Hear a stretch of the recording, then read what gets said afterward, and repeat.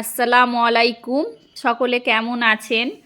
কাছে দূরে যে যেখান থেকে দেখছেন আশা করি সকলে ভালো আছেন। আমিও খুব ভালো আছি, আমাদের বাড়ির সকলেও খুব ভালো আছে আলহামদুলিল্লাহ। গলাটা আজকে অনেকটাই ভালো আছে, অনেকটা ব্যথা ছিল। তো ভিডিওটা অনেক সকাল থেকে স্টার্ট করেছি। আজকে আপনাদের ভাইয়া বাড়িতে আছে, তো আজকে ভাবলাম যে রুটি বানাবো। তো সেরকম চালের আটা ছিল না, একটুখানি সামান্য ছিল, ওতে হচ্ছে সামান্য ময়দা দিয়ে তো কুমির করেই রুটিটা বানাচ্ছি। পানিটাকে খুব দাঁড়ে ফুটিয়ে নিয়েছি, তো তাতেই এরকমভাবে ময়দার চালের আটা নেই বলতেই পারেন, একটু সামান্য ছিল। তো সেরকমভাবে আমার শাশুড়িও চালের আটা বানায় না, উনি যদি হচ্ছে যে হাতে কুটে তো আমাকে দিয়ে পাঠায়, তো কুটে না। তো শবে বরাত তো সেরকমভাবে আমরা মানাইনি। আমার 13 বছর বিয়ে হয়েছে, আমি কিন্তু কোনো দিন শবে বরাতের দিনে হালুয়া রুটি এসব কিছুই বানাইনি। হালুয়া রুটি খাবার জন্য কোনো নির্দিষ্ট দিন বা সময়ও লাগে না, যেদিন ইচ্ছা যায় সেদিনই। মানুষ তো রুটি তো প্রতিদিনই হয়। তো মেয়ের জন্য সুজির আদাও তো প্রত্যেক দিন বা দুদিন ছাড়াই হচ্ছে যে মেয়ে সুজি রান্না খুব খেতে পছন্দ করে। তো সামান্য বাড়িতে সুজি ছিল, একটু ঘি দিয়ে মিষ্টি মিষ্টি করে হচ্ছে যে হালুয়াটা বানিয়ে নিয়েছি। মিষ্টি বলতে এটা মিষ্টির রস ছিল অনেকটা, তো সেটা দিয়েই একটু হালুয়া নয় সুজি রান্নাই বলতে পারেন। তো নর্মালভাবে বানিয়েছি। বাড়িতে সেরকম কিছুই কেনা ছিল না, যেটা ছিল সামান্য সেটা দিয়েই হচ্ছে যে বানিয়েছি। তো মিষ্টি জিনিস কিছু খাবে বলে আপনাদের ভাইয়া, সেজন্যই বানিয়েছি। আমি যে বললাম আমি কোনো বছরই, সত্যি বলতে মানে কোনো বছরই হালুয়া রুটি সেরকমভাবে বানাই না। ডালের হালুয়া যে অনেক কিছু অনেক রকম বানাই, কিন্তু আমি কোনো বছরই তৈরি করি না সেরকমভাবে।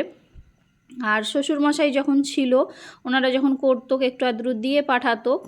তো বাড়িতে সেরকম মিষ্টি জিনিস খুব একটা মানে মেয়ে খাই না, আমি খাই। আর বা আপনাদের ভাইয়া হচ্ছে সামান্য খাই, তো সেই জন্য আমি খুব একটা বানাই না।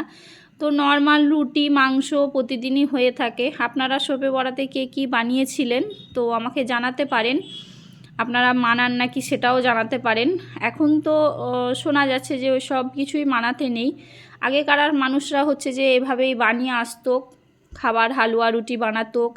আর বাড়িতে যখন মিসকিন আসতো, মানে মিসকিন বা ভিখারি যেটাই বলেন, আগে ওনাদেরকে দেওয়া হতো, তারপর খাওয়া হতো। অনেকে অনেক রকম হচ্ছে যে নিয়ম বার করেছে, জানি না কোনটা সঠিক কোনটা ভুল, সেসব নিয়ে আমাদের মাথা ব্যথা করা উচিত না। তো হচ্ছে যে যার যেটা ভালো লাগে সে সেটা করে খেতে পারে, কারুর কোনো আপত্তি নেই সেরকমভাবে। তো হচ্ছে যে নর্মালভাবে রুটি বানিয়েছি। অনেকটা কথা বলে ফেললাম, জানি না আপনাদেরকে খারাপ লাগবে কি ভালো লাগবে। তো কোথাও যদি কোনো ভুলচুক করে থাকি বা বলে থাকি তো প্লিজ ক্ষমার দৃষ্টিতে দেখবেন সবাই। আমি কোনো ঠেস পৌঁছে আপনাদেরকে কথা বলতে চাইনি, সেরকম কিছুই না। নর্মালভাবে এই যে রুটি বানাচ্ছিলাম। তো আমি হচ্ছে যে খুব একটা রুটি বড়োভাবে বেলতে পারি না, মানে চেষ্টা করছিলাম কিন্তু হয়ও না খুব একটা রুটি বড়োভাবে। তো যেরকম পারছিলাম সেরকমভাবেই বেলছিলাম। সাথে আপনাদের ভাইয়া ছিল, হেল্প করছিল অনেকটা। তো মাংস রান্নাটা তো করেই নিয়েছিলাম আগে, কষা কষা করে। তো হচ্ছে যে সেই জন্য এবার একটু সামান্য রুটি বানিয়ে নিচ্ছিলাম, একদম কম করে, 15টা 20টা হবে জোর গন্তিতে। তো 2-3 জন খাবো, আর কতই বা বানাবো, আর বানাতে তো অনেক সময় লাগে রুটি জিনিসটা। তো এই যে সাইড দিয়ে হচ্ছে যে ফেটে ফুটে যাচ্ছিলো, তাও বানিয়ে নিচ্ছিলাম।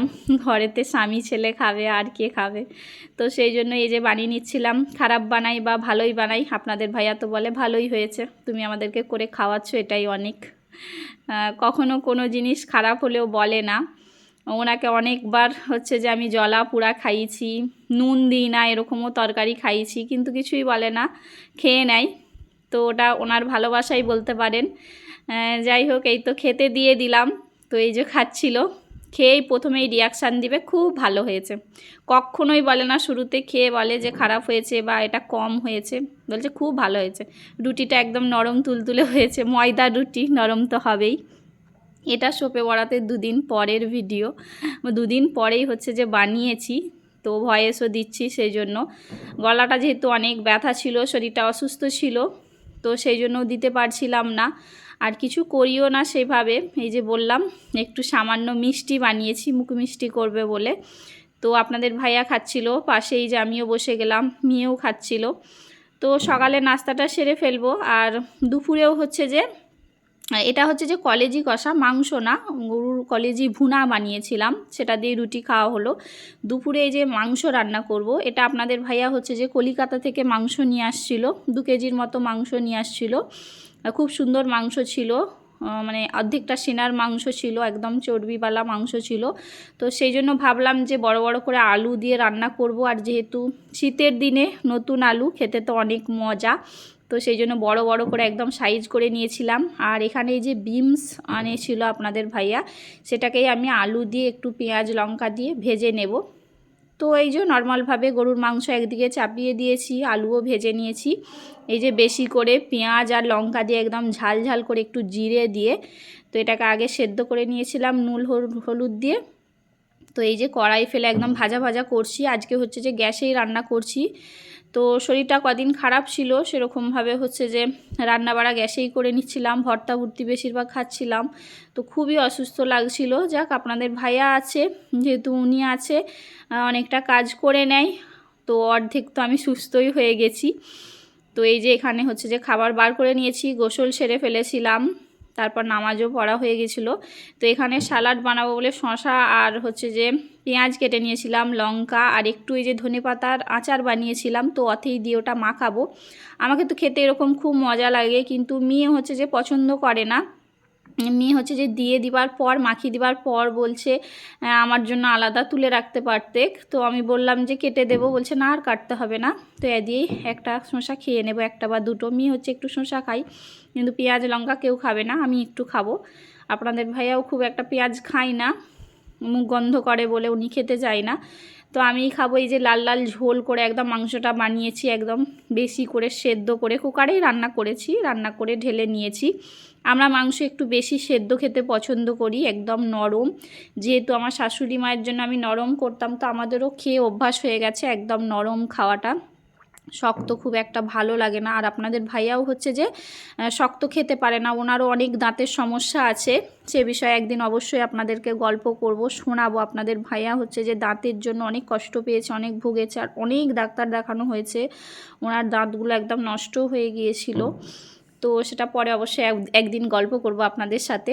তো এখন আল্লাহর রহমতে ভালো আছে, আপনাদের ভাইয়ার দাঁতের সমস্যাটা একদম ঠিক আছে। তো ভালোভাবে এই যে খাচ্ছে, মাংস ছিঁড়ে খেতে তো পছন্দই করে, আর যেহেতু আমি খুব সেদ্ধ করি, তো উনি তো খুব মাংস পছন্দ করে।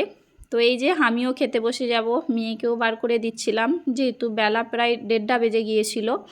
তো ভাবলাম খেয়েই নিই, খেয়ে একটু হচ্ছে যে ঘুমোবো। এখন যেহেতু বেলা অনেকটা বেড়েছে আর ঘুমও প্রচুর লাগে, আমি তো সবসময় বলি গরমের দিনে আমাকে হচ্ছে যে এই যে 11টা 12টার সময় এত ঘুম লাগে, মানে আমি হচ্ছে যে রান্না বাড়া করে আমাকে ঘুমোতে ইচ্ছা হয়। তো ভাবি যে না, নামাজ পড়ে খেয়ে দিয়ে একেবারে ঘুমোবো। তো সেই জন্য দুপুরবেলা খাবার সাথে সাথে আমি যদি বিছানায় পড়ি, আমাকে এত ঘুম লাগে না, সত্যি ঘুমিয়ে পড়ি। সারাদিন খাটাখাটনির পর ঘুম তো খুব ভালোই হয়। আর আমরা হচ্ছে যে একটু ঘুম কাতুরে যাকে বলে, আমি তো আমাদেরকে বলি আমরা হচ্ছে যে ঘুমের কুমকরণ। আমার মেয়েকেও বলি, মেয়েও সেই হয়েছে, এত ঘুমোতে পারে। সাথে তো আপনাদের ভাইয়াও প্রচুর ঘুমোয়, যেদিন বাড়িতে থাকে খুব ঘুমোনা ভালোবাসে। তো যাই হোক, এখানে এই যে লঙ্কা পেঁয়াজ নিয়ে স্যালাড নিয়ে একদম মজা করে, একদম ঝাল ঝাল করে, আমাকে একটু ঝাল জিনিস খুব পছন্দ, আগে প্রচুর ঝাল খেতাম, তার তুলনায় তো এখন তো কমিয়েই দিয়েছি। তো এই যে কাঁচা লঙ্কা নিয়ে একদম মাংস নিয়ে বসেছি, একদম মজার সাথে দুপুরের খাওয়াটা খেয়ে নেব। খেয়ে হচ্ছে যে একটু ঘুমিয়ে পড়বে। এই যে মাংসটা দেখুন কতটা সেদ্ধ হয়েছে, হাত দিয়ে একদম চলে আসতে যে ছিঁড়ে। তো এই যে খেয়ে নেব। এই যে পাশের বাড়ির ভাবিদের, ওদের হচ্ছে যে কলার কাঁদি কেটেছিল, তো এই যে পেকে গিয়েছিল কলাটা, একদম এমনি রাখতেই পেকে গিয়েছিল। ওতে তুতে বা লাল ওষুধ যেটা দিয়ে পাকানো হয় দিতে হয় না, গাছেই হাফ পেকে গিয়েছিল, ওই জন্য এই যে দেখাচ্ছি দেখুন, তুতেও দেয় না, সুন্দরভাবে পেকে গিয়েছে, মানে আরও একদিন থাকলে পেকে যাবে, তো রেখে খাওয়ার জন্য খুবই ভালো। আর এই যে পেঁপেটা, মানে আমার গাছের পেঁপে, এটা পেড়ে নিয়েছি, পেকে গিয়েছে, দেখলাম একটু একটু হলদে হয়েছে, তো হাত দিয়ে টিপে দেখছিলাম যে পেকেই গিয়েছে। আর ওদের বিচে কলাও কটা দিয়ে গেছে, তো রান্না করবার জন্য। বিচে কলাগুলো সেরকমভাবে রান্না করি না, কেউ আপনাদের ভাইয়া খেতে চায় না, খেলে আমি একা খাই বা মেয়েও খায় না, দানা থাকে বলে। তো যদি রাঁধি একদিন রান্না করে খাবো, বা নাহলে হয়তো কাউকে দিয়েই দেবো, কেউ খাবে না, আবার একার জন্য রান্না করব।